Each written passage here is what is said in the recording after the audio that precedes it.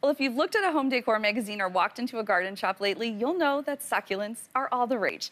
And while the little plants may look easy enough to care for, there are a few things you need to know before bringing one home. So with that in mind, we've brought in succulent designer Gillian Taylor to give us a few tips. Thanks for being here, Gillian. Yeah, thank you for having me. Well, I'm personally very glad you're here because I see these everywhere, and I don't really have a green thumb, but I love how they can make any space look more prettier and like you put some effort into it.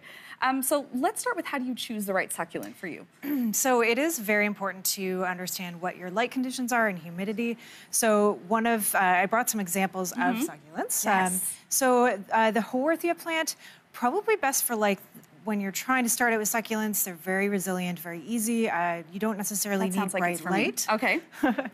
We've got jade plant, which is in the Crassula family. Also very resilient, does like a lot of light, but can survive in less light. We have sedum, which is a ground cover. Also these two? Yeah, these two right here. So kind of like the little teeny guys are really cute. Then we have the echiverias, which boast many beautiful colors and shapes, usually sort of like a floral pattern. Yes, like this one's they're very beautiful. Yeah, they're really beautiful. So, but they do need a lot of light. I can't stress that enough. Okay, so those are the ones that need a little bit more care. Yeah, absolutely. Yeah. So what about when it comes to watering? Like, how much water do these plants need? So they're desert plants, so you want to think about the conditions of the desert. They go for long periods of time with lots of sun, no rain, and then they get a solid watering. So you want to really think about your soil being very, very dry before you water again. Actually, I love this tip. You can use a chopstick just to like dip into your plant. Use it kind of like baking, and if you pull it out and it's dry, then you know it's time to water. This is great. Okay, and so then you should give it a lot of water. A lot of water. Okay. But the mantra should be more water, less often. All right. So if you have a plant that has a hole in the bottom, oh geez, they're very fragile. You want to just actually submerge it. You can do this in your sink, you can do this in a Tupperware container or anything, and you put your plant in it so it sucks up the water from the bottom. That is so neat. Okay, so don't put the water in the top. I mean, you can. There are some containers that don't have holes, like most of the vintage containers I work with don't. But, you know, if you have one, take advantage.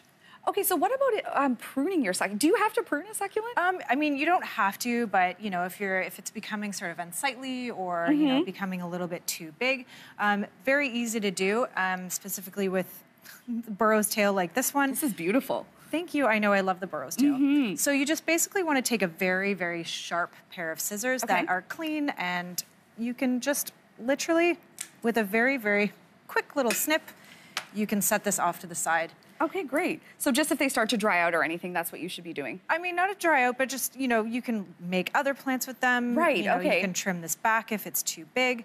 And then you can use these to make other plants as well. I brought up some examples. You know, you can trim from the bottom and let this dry out. It's like a flower. I know, it's so pretty. Okay. So you can put this aside for, you know, like a couple days so that the stem blisters. And this means that it sort of calluses, so the moisture of the soil doesn't get into the plant and rot it. So you can just literally plop this in soil and it'll pull roots. Oh, wow. Like this, for example. Okay, that's so neat. I love that it's so simple. Yeah, very simple. So if you're doing everything right, you start with the small plants, they'll get bigger and eventually need to be transplanted. Yes. So what do we need to know about that? So here's an example of a very overgrown echeveria. Also beautiful. So what you need to do is just, you can take your succulent soil and put it in a pot. What I like to do is I use my tools for everything, both the top and the bottom. You can sort of make a hole there. Take your succulent. You have to be very gentle because they are quite delicate. Look at that, it's perfect. I know. And this, I mean, this is evidence that it needs to be replanted. Right, because you can see the roots on the outside too. You can literally just put it in there. But once again, very gentle, and you can sort of tuck in the sides. I use a paintbrush to kind of clean it up. You know, depends on how perfect you want it to be. But yeah, it's very easy, but yes, do be careful because they are gentle. Perfect. Okay, and so this is a sign that you've successfully grown your succulent too, and it's ready to transplant. Yeah. Thank you so much for being here, Gillian. Yeah, no problem. Thanks this was for really having me. helpful.